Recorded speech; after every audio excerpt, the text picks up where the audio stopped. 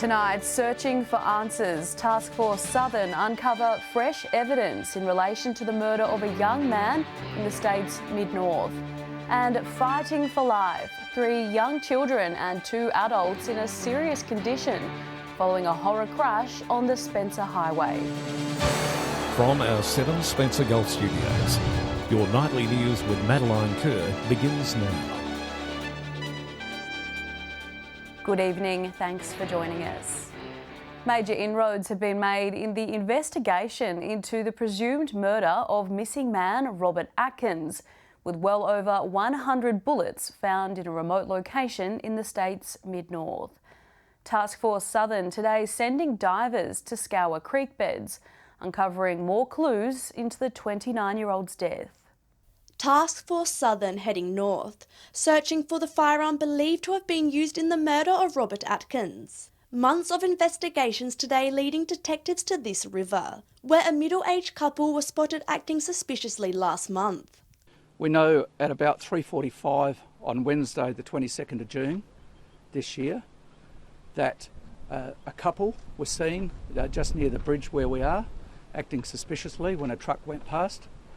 It appears they became spooked on seeing the truck and left the area immediately. The people who have done this, we believe, are assisting the killer of Robert Atkins to dispose of evidence, which is obviously a very serious offence, and people who want to help people and cover up crimes or dispose of evidence face very lengthy terms of imprisonment. Today's search, led by major crime investigators, with backup from local police and water operations, appears to have paid off. We have, prior to the day, been handed around 80 bullets, and we've recovered a large amount of bullets already from the search today. Police divers braving the cold, combing the bottom of the river as part of the extensive search. It was here at Hutt River that investigators stumbled across the same type of bullets they believe were used to murder Mr. Atkins. The task force remains optimistic a witness to the couple on the bridge will come forward. There's also a strong possibility DNA will be recovered from the bullets found today. Mr. Atkins was reported missing in January 2021, but is believed to have been murdered in November 2020. Annabelle Francis, 7 Spencer Gulf News.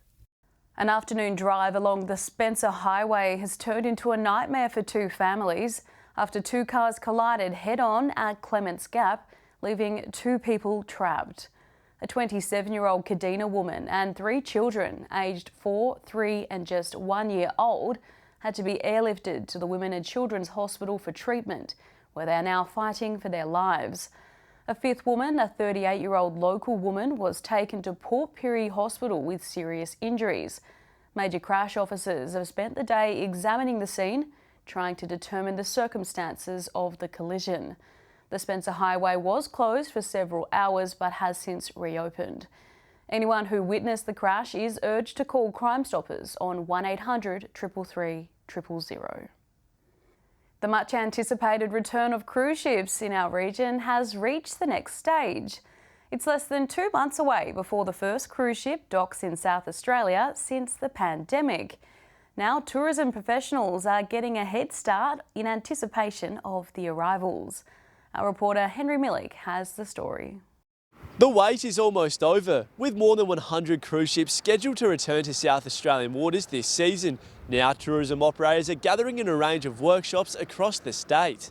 Yeah, so we've had nearly 60 people in this workshop here today. We're back into Adelaide tonight and then to Kangaroo Island tomorrow. We have engaged with nearly 200 operators in the state. That's just showing the encouragement and enthusiasm that there is for cruise to return. The last season back in 2019 contributed around $145 million to the state's visitor economy. With the return of cruise ships approaching, the industry is hoping to go one better this year. It's going to start off very strong. You know, we're going to end up with more ship visits in Port Lincoln this year than we did in 2019. So let's hope that momentum that was building pre-pandemic continues to roll on through. The Coral Princess will be the first ship to arrive in Port Lincoln this September. However, it is currently docked in Sydney with more than 100 people on board contracting COVID-19. But the Australian Cruise Association is confident in their protocols. What I can say, there's about 17, nearly 18 million people that have been cruising since the restart somewhere around the globe. So those protocols are being tested very much. Passengers will have the opportunity to secure tours through the cruise line, with almost 50% of guests booking on the ship. People still will be able to buy short tours. We've taken the decision to not operate short tours, and the customers from the cruise companies are just coming to us direct to book. There's still short tours available. Despite the decline in recent shark sightings, Calypso Star Charters are well prepared for the return of visitors. Sharks are a little bit quiet just at the minute, but that's nature. They come and go, so they'll be back with a vengeance. The cruise ship season begins in September and runs all the way until the end of March next year. Still to come tonight, parking time limits to be slashed. Port Lincoln Council explains its reasoning behind the controversial move. And the Broken Hill Health Centre broadens its horizons, helping locals thrive.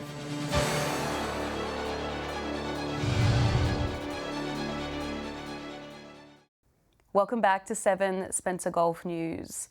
A review has been undertaken looking at limiting the time people can park their cars in Port Lincoln CBD. On-street parking times will rapidly decrease, aiming to balance the need of parking space in busy areas. It's not always easy finding a park in Port Lincoln CBD, with many spaces taken up for the majority of the day. Now, after community consultation, the Port Lincoln Council is looking at limiting parking times. We did some more consultation this year. In April, we spoke with some more business owners, and as a result of that, we've now put out for final consideration the fact that we're going to be adjusting some of our timings that we've got around the place. The adjustment aims to free up access to the city and to better support local businesses in the area. Parking here should be for people to come in, do their business, spend a couple of hours and then move on, not park the car for 4 hours, go around the block and come back and park it there again. Council has proposed the 4-hour parking on Tasman Terrace is reduced to just 2 hours. However, the southern side between Lewis Street and Adelaide Place may increase to an hour. That's the feedback. I mean, the area behind us I think is currently 4 hours and we're looking at reducing that to 2. Again, so we get that flow through where people can still actually access the city itself, do their business and then move on. Feedback of the proposed changes to the parking limits is welcomed by the community and will have until the 5th of August to make submissions. Henry Millick, 7 Spencer Golf News. Broken Hill's Thrive Medical is expanding its operations to cater for the community. Starting in 2011, the business was established so people who live in the far west didn't have to travel for their medical needs. The thriving local business is looking to amplify the current base and adding more services to the community, pending City Council's approval.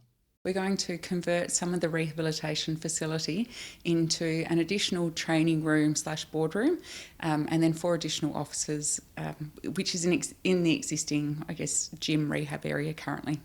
The company has been growing and adding more services in recent years, incorporating paediatric occupational therapy, paediatric psychology, full-time and visiting physiotherapists, as well as radiographers into their repertoire. We really want somewhere to put them and we want to be able to offer more services to retain staff as well.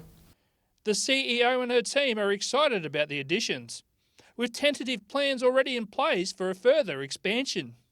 When you plan something, it's really hard to know what it's going to develop into, and we've been really excited by the growth that we've had in the last year, and I think that's really driven, the ability to be able to expand. Housing the current staff isn't the only thing they would like to do. Adding more services to help cater for the community is also high on the list. We're currently registered for day programs through the NDIS, and we'd really love to, do something different in that space for Broken Hill, for the community of Broken Hill. Joshua Mercer, 7 Spencer Golf News. Stay with us after the break. The Port Augusta dancers perfecting their moves for a special event to raise money. And have a knit and have a yarn. The Broken Hill Community Group looking for more members to join their club.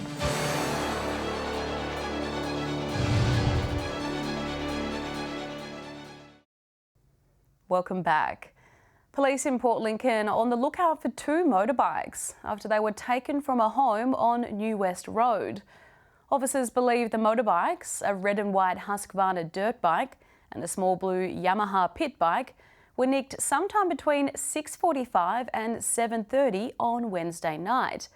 It's believed the thieves obtained keys from inside the home before unlocking them at a nearby shed. Anyone who knows someone who's recently acquired a new bike is urged to contact Crime Stoppers. Brave Port Augusta dancers are about to step into the spotlight to shine a light on important topics. With all ticket sales of local dance group Ignite's next performance set to be donated to mental health awareness. Jumping on stage for a good cause. Port Augusta's Ignite Cheer and Dance is hitting the road and holding a live performance in Melrose next week. A group of dancers have put together an epic night of spoken word, dance and a few guest speakers. So it's a night of performance. The event, titled Impact, is using art to delve into tough themes and remove the stigma around mental health. It's a great opportunity to spread awareness about topics that aren't spoken about enough. The event is also acting as a fundraiser for important local causes, with all proceeds going to mental health organisations. This year it's the Black Dog Institute, just because we feel that it's really important to get the education around mental health out there so that we can start a conversation and start that conversation a little bit younger. The performance will take place at the scenic Jacob Brothers Brewery in Melrose. Organisers say this is the first time the dance group has held an event outside of Port Augusta and are excited about expanding their potential audience. We just want to hope to reach a few more people and also give our performers an opportunity for a different platform, to get a different audience and to do it in a beautiful setting. Tickets to the show are available through Ignite's Facebook page, as well as a link to donate to the Black Dog Institute. Edward McCarroll, 7 Spencer Golf News. If you enjoy knitting and a nice cup of coffee, then this group might be for you. The ladies of the Knit and Yarn group in Broken Hill are keen to have more members join and get back up to the 20 members they once had. For some, there's no better way of spending a Friday morning than with a great group of friends at the local library doing some knitting. It was advertised and my friend and I came along, and it just slowly built up from there, and at one time we had probably 22 people. The ladies of Knit and Yarn have been meeting for quite a while now, all becoming great friends. And it seems time flies when you're having fun. We don't know officially, but we think it was about 8 years ago. They are keen for more people to join their group and build some more friendships. And while enjoying knitting is a bonus, you don't have to know how to. If you are curious, the ladies are happy to have you. Oh, well, just the company and you know, if someone wants to learn to crochet or knit, we can teach them, we can pass on our skills. Friday morning is a busy time at the library, especially now things are getting back to normal. And the knitting session coincides with rhyme time, so you may get a cute visitor or two. The kids come and say hello, and yeah, we sing the songs along with them. If you'd like to join the group, they meet at 10 a.m. every Friday morning. Joshua Mercer, 7 Spencer Golf News. Stay with us after the break. It's almost showtime. Whyala's Ovals are primed and ready to host the Country Championships. And we'll have the weekend weather details with Alex Sykes.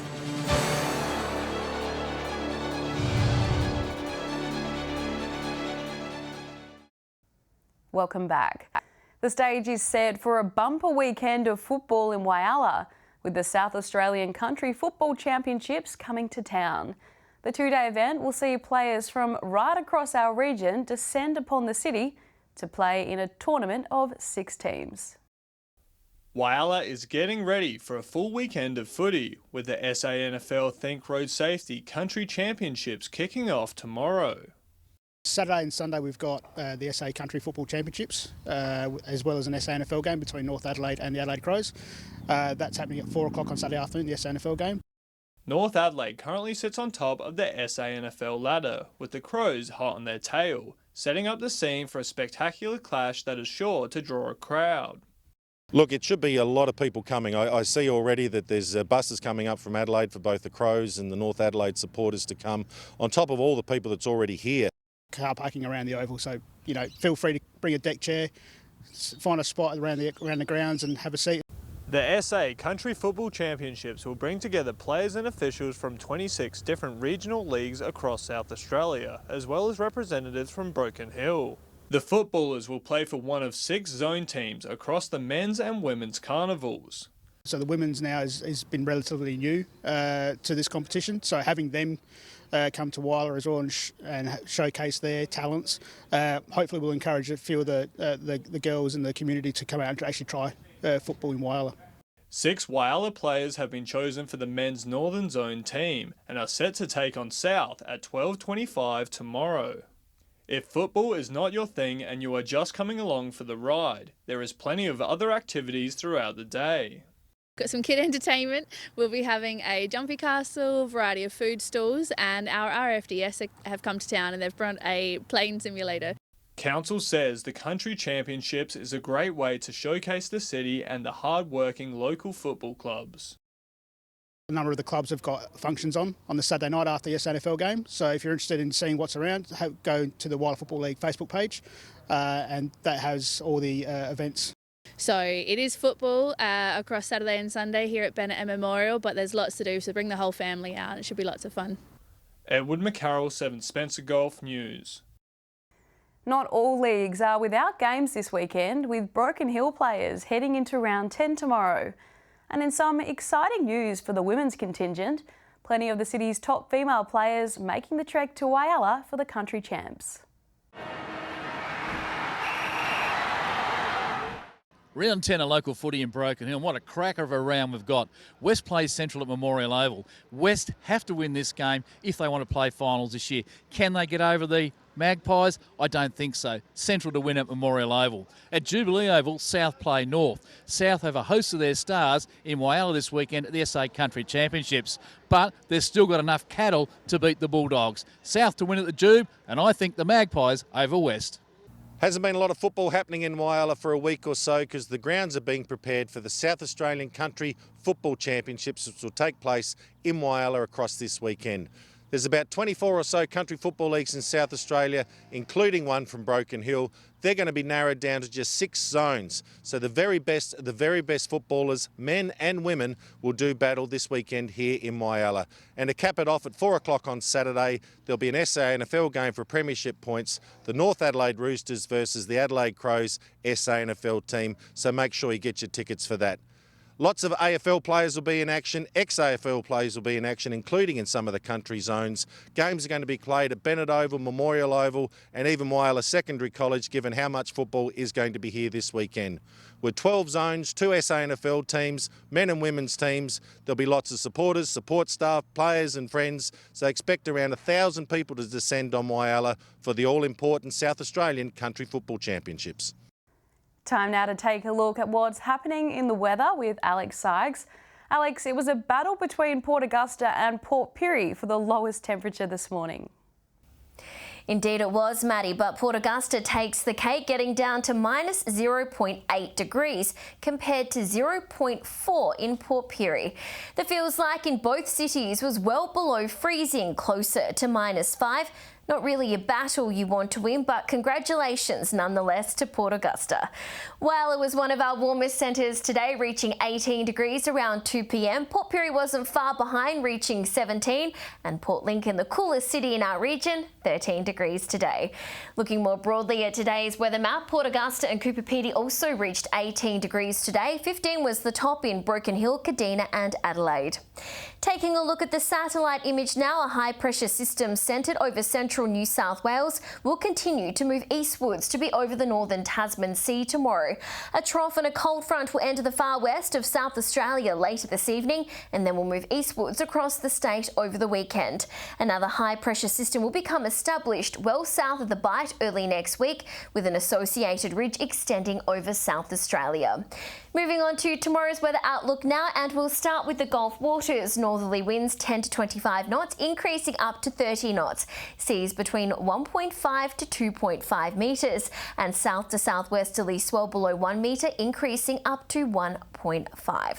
Showers across the Eyre Peninsula tomorrow between 8 and 18 in Port Lincoln. Cleve heading for a top of 17 degrees. Bit warmer in Woodner, 19 degrees there. Mostly sunny and 20 degrees in Whyalla. Perfect weather for the Country Football Championships. Sunny in Port Augusta as well, and set to reach a max of 20. Showers and windy in Kadina, 17. A shower or 2 and 18 in Port Pirie, between 5 and 14 in Clare. Cloud clearing around Broken Hill, and set to reach a windy top of 17 degrees. Taking a look further through the week now, starting with Sunday's outlook. Possible showers on the way for Port Augusta, Woodner, Whyalla and Port Pirie. Quite a warm one in Broken Hill, 18 degrees. Looking at Monday's forecast, the temperatures will be lower compared to the weekend, but there's less rain. Cloudy and 13 degrees in Whyalla and Kadina, 14 in Woodner and Port Pirie. And taking our first look at what Tuesday is looking like, more of the same, cloudy across the board. Temperatures between 11 and 17 degrees, a shower or 2 in Port Lincoln, most likely in the evening, just 13 degrees there.